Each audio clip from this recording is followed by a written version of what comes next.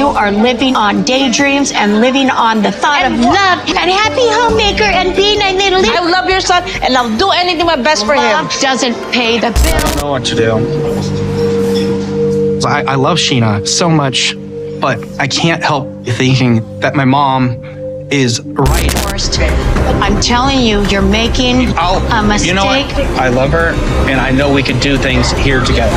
I know I can live here. Forrest made a decision to stay in the Philippines with Sheena, but the moment he got back into his mummy's orbit, as soon as he allowed her to get into his head, suddenly he's not so sure anymore. So, will Molly convince Forrest to go home? Will she destroy Forrest and Sheena's relationship entirely? Or will Forrest finally man up and do what he wants to do? The brutal part of this scene is that it does not feel like a couple making a hard decision together. It feels like a man folding in real time, while the woman he promised a future to is forced to sit there and watch it happen. Because the second Forrest starts saying that maybe his mom is right, the whole lunch stops being about money, visas, jobs, or where life would be easier, and turns into something much more embarrassing and much harder to fix, which is the realization that when pressure hits, the loudest voice in Forrest's life is still not his own. That is what makes this moment land so hard. He came into this situation talking like someone ready to stay with Sheena and build something with her, but once Molly pushes, once she gets angry, once she starts filling the space with fear and authority and that old familiar parental certainty, Forrest starts shrinking instead of standing, and Sheena is left with the worst possible view of it. Not a private conversation later, not a quiet doubt he admits when they are alone, but a public unraveling where the man she loves starts backing away from the very future he had just been selling her. That is why this hits more like betrayal than confusion, because confusion can still feel honest, but this feels like she is watching the truth come out under pressure, and the truth may be that Forrest only sounds sure of himself when Molly is not in front of him. The lunch does not first reveal a financial weakness. It reveals who still has final power over his decisions, and once that becomes visible, every promise he made to Sheena starts sounding weaker by the second. Suddenly the ring means less. The plan means less. The emotional vows mean less. Because what good is any promise if one conversation with his mother can make him abandon it in her presence? And Forrest is interesting here because he does not come off like some mastermind playing both sides. He comes off like a grown man whose emotional wiring still breaks the moment maternal pressure gets too close, which is honestly worse for the relationship. Because a selfish man can at least be read clearly, but an emotionally dependent man keeps making promises he cannot defend. Molly does not need to physically force anything. She already knows where to press. She knows how to turn his uncertainty into obedience, how to make concern sound like truth, and how to drag him back toward the version of himself that still needs her permission to feel safe. So now the real question is not just whether Forrest will go back to the United States. It is whether staying in the Philippines was ever a real plan in the first place, or whether it only felt real until the person with the deepest hold on him decided to challenge it. And for Sheena, that is the most painful part of all, because she is no longer just trying to keep her fiancé, she is being forced to ask whether she was ever building a future with an actual partner, or just borrowing someone else's son until his mother pulled him back. What makes this whole thing more uncomfortable is that if Molly were just ranting like a cartoon villain, this scene would actually be easier to process, because then Forrest ignoring Sheena would look cruel and obvious, and the audience could move on with a clean answer. But that is not what gives. This moment, it's grip. Because Molly is not only using control, she is using control wrapped around arguments that sound practical enough to make Forrest doubt himself, and that is exactly why her influence works so well. She is not saying, "Come home because I am your mother and I need to win." She is saying, "How will you pay rent? How will you work? How will you survive? What happens when love stops feeling romantic and life starts costing real money?" And those are not fake questions. Those are the kinds of questions that hit hardest when a person already has shaky confidence and a long history of leaning on someone else to make the final call. That is where this stops being just a nasty mother scene and starts becoming something colder and more strategic. Because Molly is not pulling Forrest back with nonsense, she is pulling him back by fastening herself to every weak point in the plan and making herself sound like the only adult in the room. Sheena may genuinely believe they can make it work in the Philippines, and emotionally that belief feels sincere. But sincerity and structure are not the same thing, and Molly knows how to attack that gap. She knows that if she can force the conversation onto money, disability, and long-term survival, then Forrest is going to feel less like a man choosing between two futures and more like a scared son being reminded of all the reasons he might fail. That is a very different emotional frame, and once he drops into that frame, Sheena is already losing. And the ugly truth is that Molly may not be completely wrong on every practical point, which is exactly what makes her so effective here. Because if Forrest has a weak work history, if he has struggled to hold jobs, if Sheena's income really is tight, then Molly does not need to invent danger. She only needs to inflate it and position herself as the translator of reality. That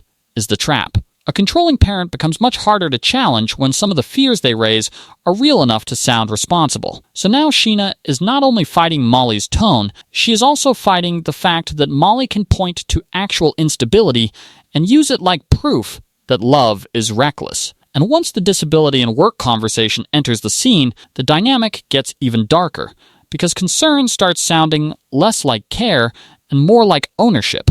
Molly is no longer just warning him. She is defining what he can and cannot be trusted to do, what kind of future is realistic for him, and whether he is capable of functioning outside the system where she still holds authority. That kind of language does not just protect dependency, it keeps dependency alive. It tells Forrest that safety comes from staying in the role she understands, and the second he hears that, he starts drifting back toward obedience like it is instinct. That is why Sheena's position is almost impossible here, because she is being asked to defend love, defend logistics, defend her own competence, and defend Forrest's adulthood all at once, while Molly gets to sit in the stronger seat and ask every brutal question without having to prove that she is not using those questions to keep him emotionally tethered. And once that becomes clear, the whole thing gets even worse, because this may not be the first time Molly has controlled him like this. This may just be the first time Sheena has been forced to watch the whole mechanism work from the inside. This is where the whole scene gets messier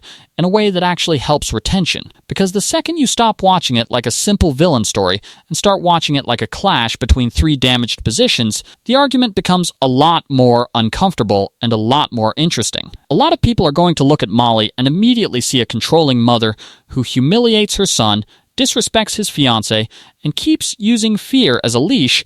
And honestly, there is plenty in the scene to support that reading, because her tone is harsh, invasive, and way too personal for someone who claims she is only trying to protect him. But then there is the other side of it, the side that makes the whole thing harder to dismiss, because she is also the one forcing the conversation into the practical reality that nobody else seems fully prepared to answer, and that means viewers are going to split. Some people will say she is toxic. Others will say she is rude, but right. And once that split opens up, the scene gets stronger, because now the audience is not just watching conflict, they are taking sides inside conflict that refuses to stay clean. The same thing happens with Sheena, because her tears are either the raw reaction of a woman watching her future collapse in public, or they are emotional pressure being applied in the moment she feels herself losing control of the outcome, and the truth is probably somewhere in the middle, which is exactly why the scene works. Sheena clearly loves Forrest and clearly wants him to fight for what they planned,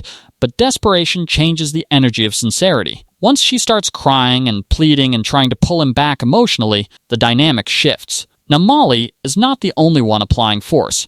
Sheena is doing it too, just in a softer language. One uses anger, one uses heartbreak, and both are trying to move a man who still will not take full ownership of himself. That is what really turns this into a debate instead of a recap, because Forrest is not just trapped between two women, he is also creating the conditions for both women to become more extreme. Molly gets harsher because she does not trust him to make adult choices, and Sheena gets more emotional because she realizes that if she does not fight hard right now, he may drift back into his mother's orbit without much resistance at all. So the ugly center of the scene may not be Molly's cruelty or Sheena's desperation by themselves. It may be Forrest's passivity. He is the one allowing both women to carry the emotional weight of a decision he should be strong enough to own. And that raises the most uncomfortable possibility in the whole story, which is that Forrest may actually benefit from this ambiguity more than anyone wants to admit, because as long as he stays uncertain, he can keep receiving devotion from Sheena and protection from Molly without fully committing to the cost of either one. He gets to be wanted by both sides while postponing the burden of becoming decisive. That does not necessarily make him calculating in some evil mastermind sense, but it does make him more responsible than the helpless son reading allows. There is a difference between being overwhelmed and letting other people do your emotional labor for you, and Forrest is drifting dangerously close to the second one. And for Sheena, there may be another painful realization starting to form underneath the crying, which is that she may not only be losing Forrest, she may be discovering that the version of Forrest she believed in was more future fantasy than present reality. She may have fallen in love with the man who would choose her, defend her, build with her, and separate from his mother emotionally when the time came. But the man sitting at that table is not fully that man yet. Meanwhile, Molly's panic may not just be about safety either. It may be about relevance. Because once a mother like that loses final authority, she is not only losing influence, she is losing the role that has probably defined her connection to him for years. And that is why, by the end of this stretch, the real question is not even who is right anymore. It is whether both women are exposing their rawest emotions over a man who still has not proven he can lead his own life. And once that idea lands, the next part of the story stops being about who won the lunch and starts becoming about what this choice is about to destroy when there is no public. Table left to hide behind. Once the lunch is over, the scene gets quieter, but it actually becomes more damaging, because public conflict can sometimes be dismissed as heat-of-the-moment chaos, while what happens in private is usually where the real truth settles in, and that is exactly what starts happening here with Sheena and Forrest alone together. There is no mother at the table now, no performance, no shouting, no easy excuse that emotions were simply too high for anyone to think clearly. And that is what makes this part hurt more. Sheena is no longer trying to win an argument in front of Molly. She is trying to understand how a man who says he loves her can abandon their plan almost immediately after his mother pushes back. And once that question enters the room, the issue stops sounding practical and starts sounding personal. At that point, it is not just about whether the Philippines is hard, or whether the United States offers more opportunity, or whether the long-term plan might work better there. It becomes something far more intimate and far more painful, which is that the person she expected to protect their future has just shown how quickly that future can be shaken by outside pressure. That is why Forrest's choice reads so differently in private than it did at the table, because away from Molly's force, what remains is not concern, it is impact. Sheena is left sitting with the emotional meaning of his decision, and the emotional meaning is rejection. He may still frame it in his own mind as caution or responsibility or trying to build a better future, but from her side, it looks like something much harsher. It looks like the second his mother challenged the relationship, he retreated. It looks like he trusted Molly's fear more than he trusted the life they had already imagined together.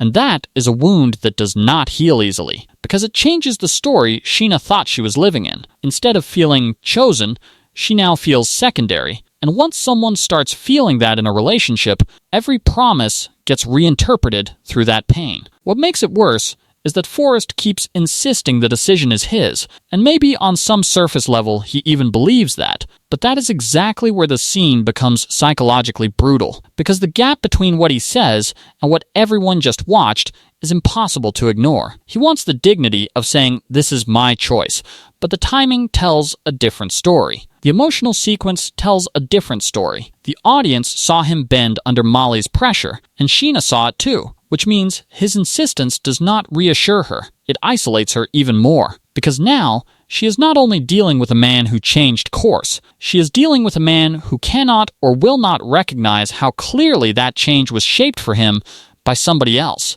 And that creates a deeper fracture than the decision itself, because a relationship can sometimes survive fear, financial instability, even distance, but it struggles badly when one partner cannot name the real force controlling their behavior. Sheena sees the trap clearly. She knows that once Forrest goes back, Molly will not just fade politely into the background and let the couple work things out. She sees the bigger danger, which is that this trip back home may not be a temporary step in a longer plan at all. It may be the handoff point where Molly gets him back inside her emotional system full time, and once that happens, every promise he is making now becomes weaker by default. So when Forrest says he will come back if things do not work out, it does not land like comfort. It lands like guilt management. It sounds like the kind of promise people make when they know they are hurting someone and want to soften the blow without actually proving they can follow through. And Sheena seems to understand that instinctively, because her fear is no longer only about distance.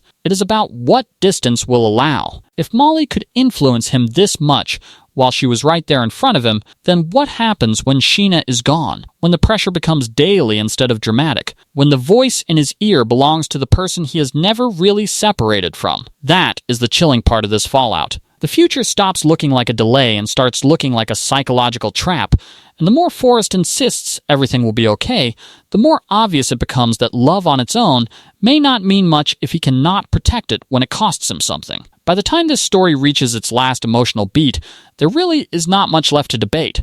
Because the lunch did not create a brand new problem out of nowhere, it exposed one that was already sitting underneath everything. And that is why the ending lands with more sadness than shock. The real answer here is that Forrest did not make this choice like an independent partner building a future with the woman he loves. He folded back into a power structure that already existed, one where his mother's fear, judgment, and authority still carry more weight than his own promises.